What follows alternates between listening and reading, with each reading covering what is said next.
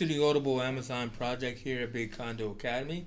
I'm your host, Chase Johnson Lynch, and we are here working with Audible and providing artists to be able to collaborate with one another, to work together in creating songs on things that are of interest to them, things that matter to them, things that are important, and everything. And one of these artists I am joined with here today is Nicole Nixon. How you doing, Nicole? Hi, thanks for having me. Oh, well, Nicole, thank you for joining us.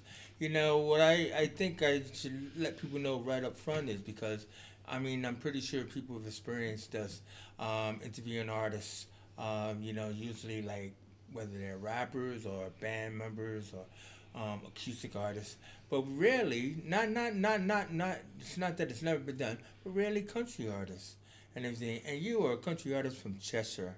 So tell me about that. How long you been doing this? So I've been singing country now properly for about 3 years. I grew up singing musical theatre, but fully immersed in country now and absolutely loving it. I mean, something had to attract you to this genre, though. I mean, what was it? Well, I am a big fan of Hannah Montana. And in the Hannah Montana movie, there's a really beautiful scene where Rascal Flatts sing an acoustic type version of Broken Road on the front porch. And I just absolutely loved it. And it pulled me straight into Rascal Flatts. And the second you go down that rabbit hole, you're definitely going to love country. Well, no, it was just funny how, because when you had mentioned that song to me, Old Time Road, it's like I was saying, that's a Billy Ray Cyrus song with Lil Ray X. Yeah. Lil Nas X. Lil Nas X. Come on, everybody Ray. Lil Nas X.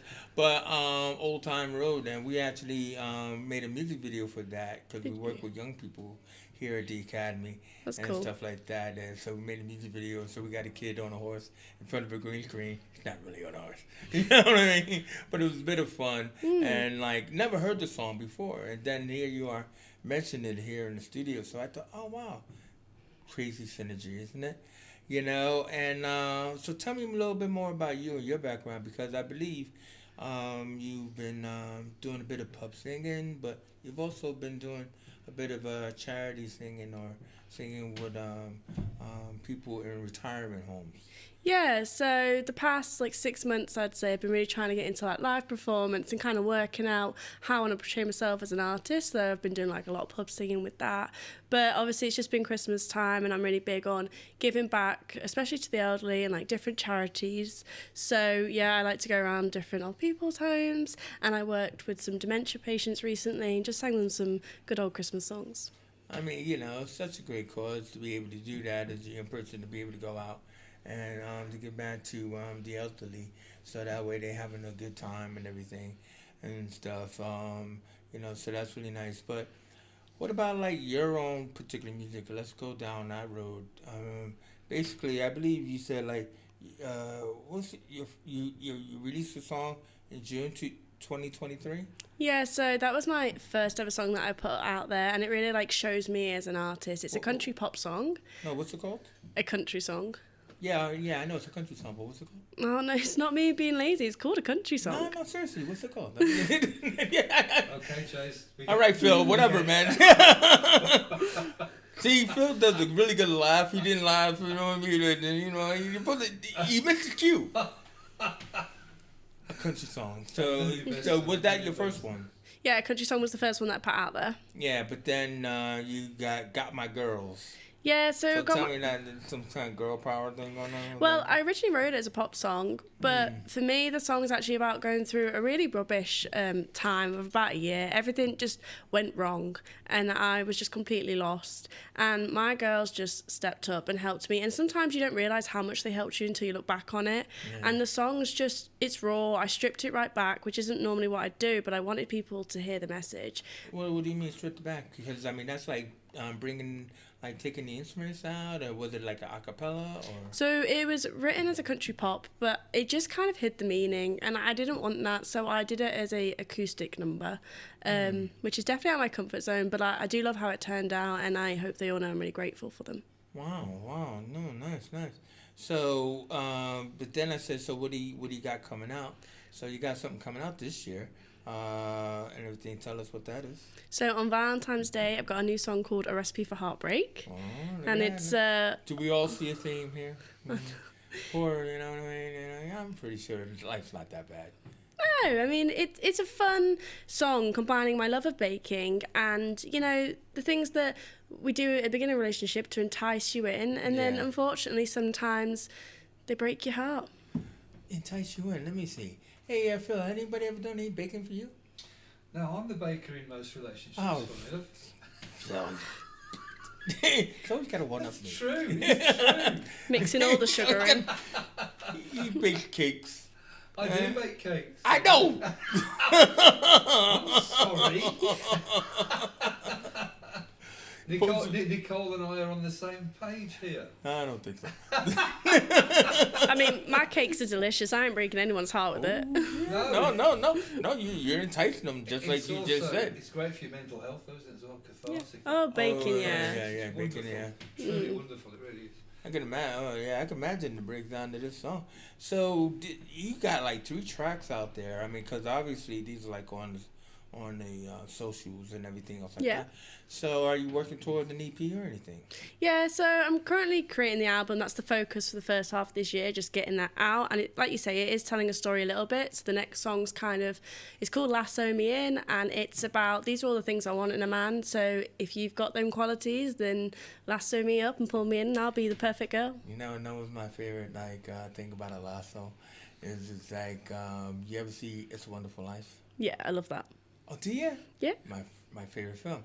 And you know where George lassos the new moon? Yeah. And everything like that. And she draws a picture of it and stuff like that. And I'm like, yeah, I'll find love again.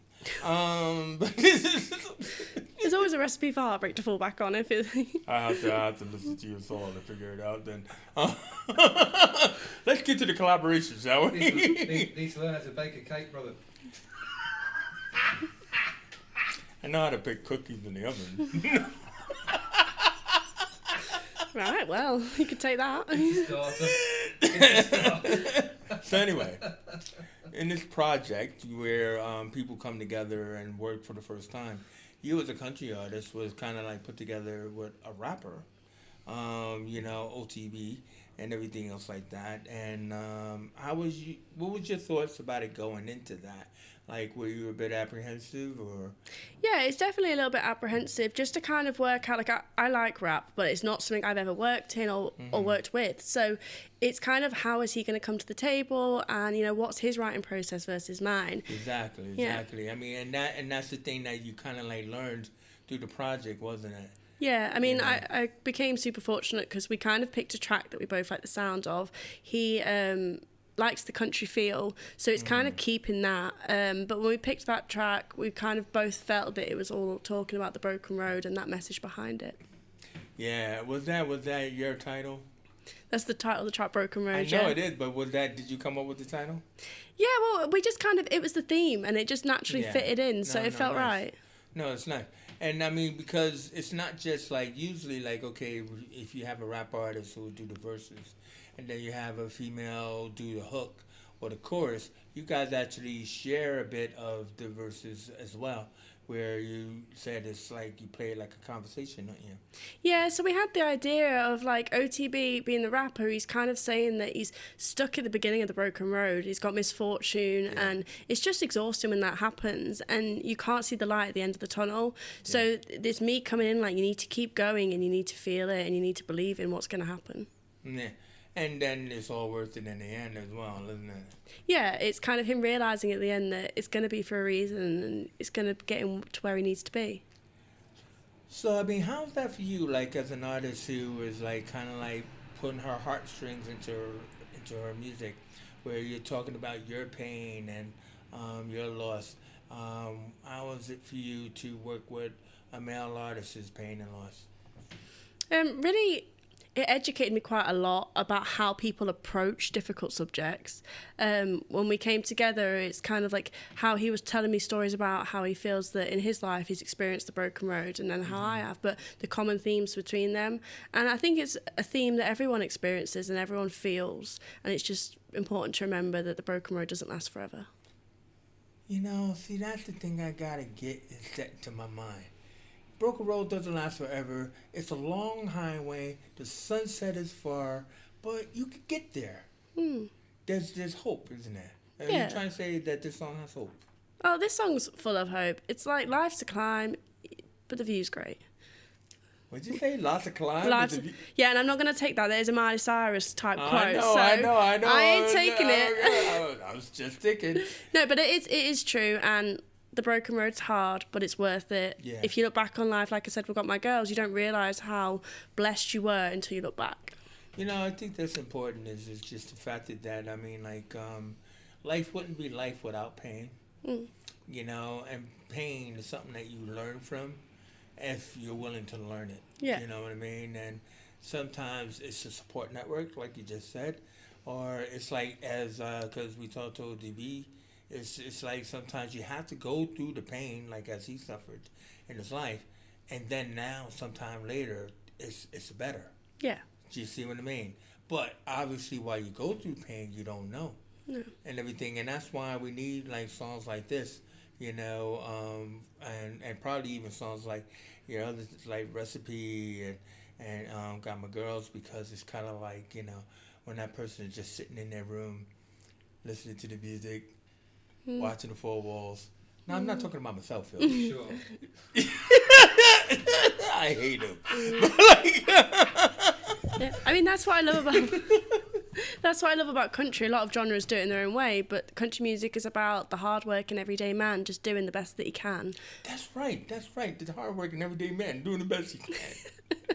Don't get emotional on me. I'm not. Not really. But, so is this your first duet? Yeah. So, like, have you thought about doing a duet before, or would you do one again, or? So I've always thought about it, and especially outside the genre, because it just helps you grow so much as an artist. And yeah, I'd definitely do it again. I think for me, it's kind of helped me, like, you need to know who you are as an artist. I'm never going to leave that country type of feel, but that doesn't mean that you can't appreciate and dip your toe into other genres. See, to me, it's like I'm hoping that this song, because I'm pretty sure it is a bang, but I'm hoping that the song is kind of like Apita, with Bruno Mars and Rose, where it's like two totally different style of artists come together, and then they're able to still stay within their lane of strength and pull off a massive song. It's because it's a combination. It's like making a stew, isn't it? You know what I mean? You never know what you're going to get until you taste it. I like that. Did you like that? I like that a lot. Yeah, me too. So anyway, last thing I want to ask you is that do you have anything coming up? Like, are you performing anywhere in 2025? Yeah, so my next show is on February 21st in Fuel Cafe Bar in Manchester, supporting Carmelina. And I'm super excited. It'll be the first time that I get to perform Recipe for Heartbreak live, so we can see how it goes down, see if people like my baking. But yeah, no, it'll be fun, and I'm really excited. And again, it's working. Like bacon already. I like that. I like that. That's really cool. Yeah. And I might even be able to lasso them in afterwards. Yeah. Hey. Oh, what are you single? Is that right? So anyway, the whole theme there, the whole story. I know, right? Watch your neck, protect your neck. I'm from Wu-Tang. But but I was also saying on TV is that, like, hopefully, because the song does sound like a really great song, there'll be opportunities with that to get that song out there as well. Yeah, definitely. As a performance and stuff like that. Yeah, I'd like to reconnect with OTB in the future and, like, definitely perform this song and put it out there, because I think people will really be able to connect to it. Yeah, no, exactly. Well, I don't know why Phil gave me the finger, because it was the wrong one. I don't want to tell you which one he gave me. Only say 1 minute to go. Yeah. I got it wrong last time you and your cues, buddy. But either way you look at it, it's like it's been fantastic talking to you, and everything. And this was a much better interview, wasn't it, Nicole? It was. Thank you for having me. Yeah, again. no. Thank you for coming back. You know what I mean? And everything. So this is Nicole Nixon. She's one to watch. How can we find you on socials? So at socials, I'm at Nicole Nixon Music.